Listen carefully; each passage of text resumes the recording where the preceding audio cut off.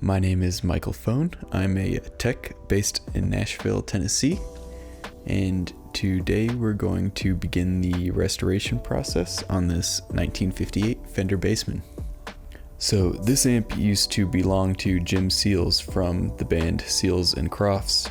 I purchased the amp from Jim Seals' son, and he shared a couple of stories with me, including one where Jim had said that this amp at one point had fallen off of a stage into an orchestra pit, and all the the tubes fell out of it, and they just slapped the tubes back in it, and it worked great. He also seemed to think that this amp was rebuilt, quote unquote, by Fender in the early 60s. Now, just from initial impressions, I think there's some truth to that, and and some deviations from that theory. The work that has been done on it does seem to suggest that it was done in the early 60s. The speakers have been changed to some Oxfords. The originals would have been Jensen's. The output transformer has been changed to a early 60s Bassman output transformer. All the coupling caps have been changed. Basically all the good stuff, and it's been changed, unfortunately, but I still think we're going to end up with a pretty cool amp here. The amp is in pretty poor shape at the moment. It's not passing any signal. It's just real crusty. I think the first order of business with this is going to be ordering parts, and the immediate thing that we need to figure out is verifying a suspicion of mine. I think that this output transformer in here, this early 60s Bassman transformer, is going to be a 4 ohm output, whereas the original would have been a 2 ohm output. We would have had eight 8 ohm speakers wired in parallel, giving us a 2 ohm load, and I think that we have a 4 ohm output transformer with 4 8 ohm speakers, so we have a bit of a mismatch there.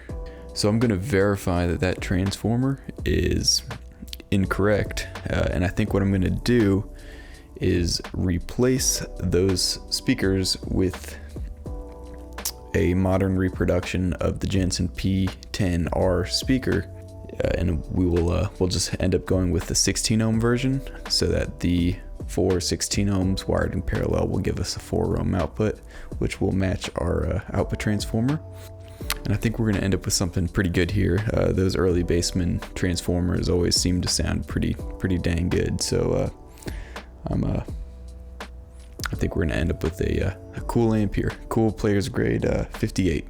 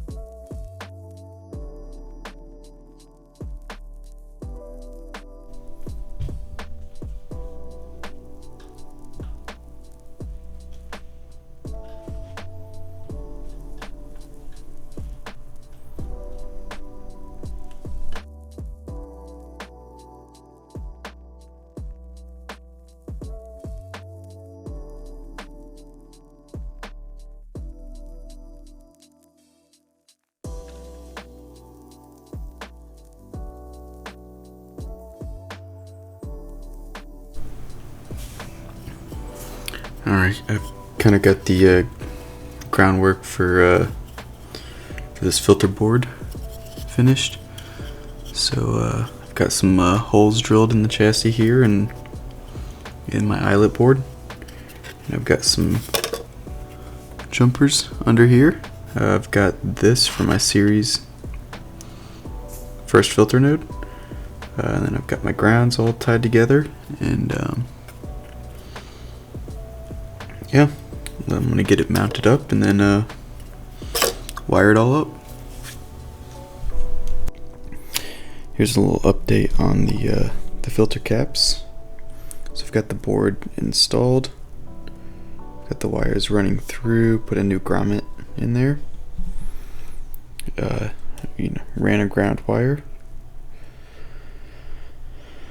Now that all the caps won't be grounded to the to the casing there. So I've got my 220K splitter resistors, two 100 at 350 caps wired in series. My 222s. So everything's looking pretty good.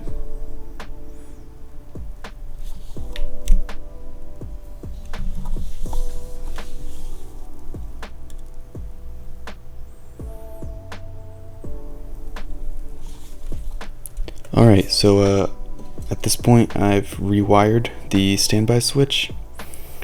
Previously the way it was wired up was that the B plus from our rectifier was going straight to our standby switch.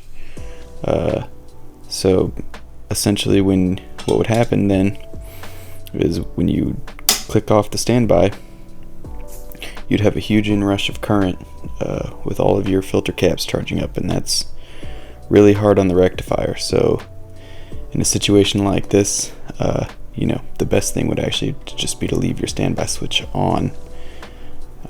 But what I'm gonna do here is wire it up so that the standby switch is functional and it won't be hard on the rectifier or anything. So what I've done here is our DC output from our rectifier, our B plus, runs over to this eyelet. This then runs to our first filter node. So when the amp gets turned on, that first filter node is going to charge up regardless of the standby switch position.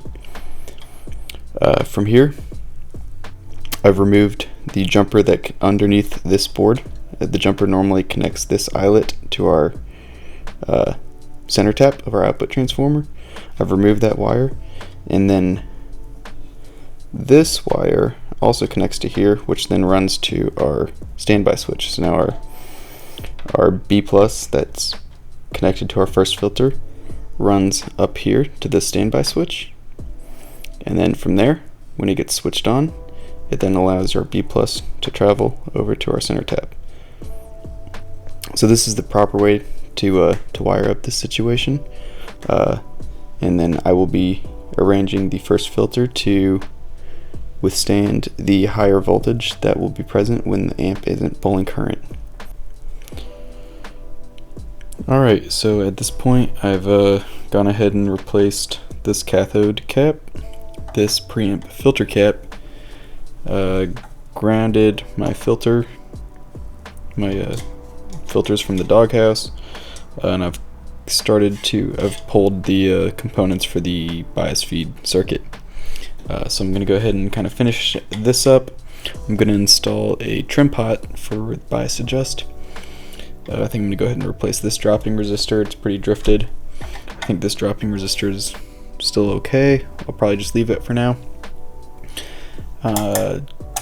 I'm probably going to go ahead and just bypass this selenium rectifier for the bias feed. For the coupling caps, I think all the coupling caps I believe were changed in the early 60s when this thing was serviced, and I don't know if I've showed this yet, but you can kind of see here there's a couple stamps throughout the chassis. February 8th, 1963 with an RA number 0663. If anyone knows anything about that, let me know. But I think that's when, all of the work was done on this amp. But, I don't think it was Fender. Maybe it was a Fender licensed something or another, but the fact that, things are wrong, such as, the output impedance of the transformer and the speakers and stuff, it's just, I don't think Fender would have made those mistakes. Nevertheless, I think all of these coupling caps were changed at that service time. These blue moldeds, I think I'm going to go ahead and leave them. But all of these Mallory kind of teal, blue drop caps, I'm going to go ahead and replace them with kind of a modern equivalent of what would have been here. We would have been filled with these yellow Astrons. So I'm going to go ahead and replace them with yellow Jupiters, which are kind of the modern equivalent, the closest thing we got to what would have been in this thing. So I'm going to go ahead and swap all those out, leave these, build this bias circuit, change that, do these screen resistors, and a couple other little things here and there, and yeah, I'll check back in soon.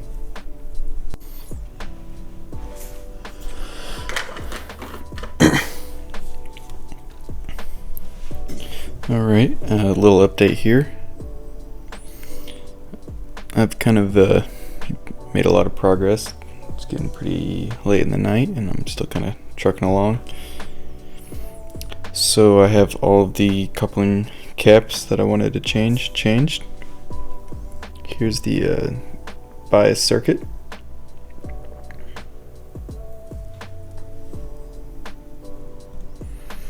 I've got my virtual center tap for the heater filaments running to ground right there. I went ahead and just while I was at it, just went ahead and moved the high voltage center tap to the same point. Not that sure if it'll make any difference in this instance, but went ahead and did it anyways. Kind of been cleaning up the chassis as I've moved along it. Not sure if you can see it, but I went ahead and installed some grid stoppers back there. It's kind of hard to see. Some new screen resistors, and I've kind of just been cleaning the chassis up as I've gone along. Removed the death cap. Shrunk the center tap of the heater winding. Put a bulb in. Yeah, we're getting pretty dang close to firing this thing up. I think I'm still going to. I got some new tube clips. These are a little old. I got some nice new Beltons I'm gonna put on there.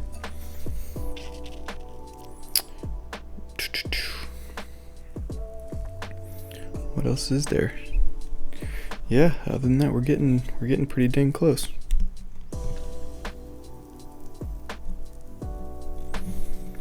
I think I might lift some of these heater wires up like this. We'll see.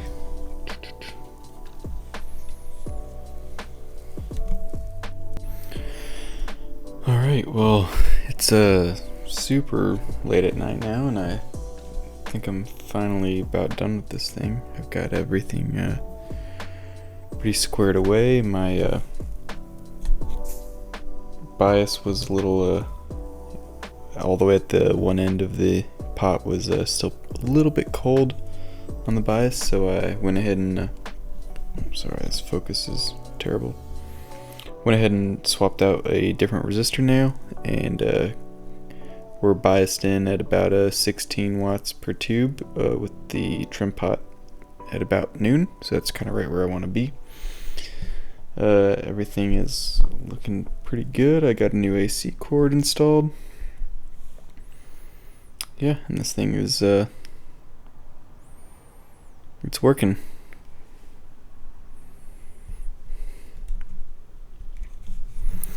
Let's see here.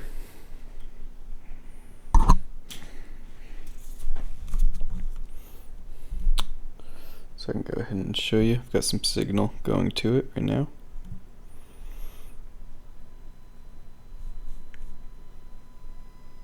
So we're getting a really nice waveform. About 14.7 into 4 ohms. We've got a 4 ohm transformer, so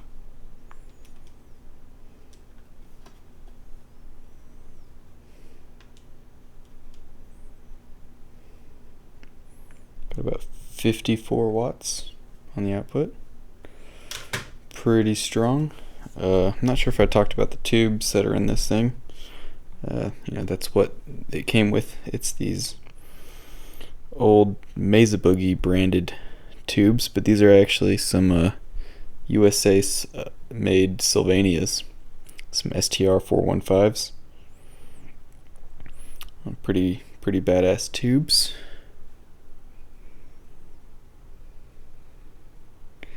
Yeah, I think we're done. I think the next thing is to kind of throw it in the cab and listen to it for the first time.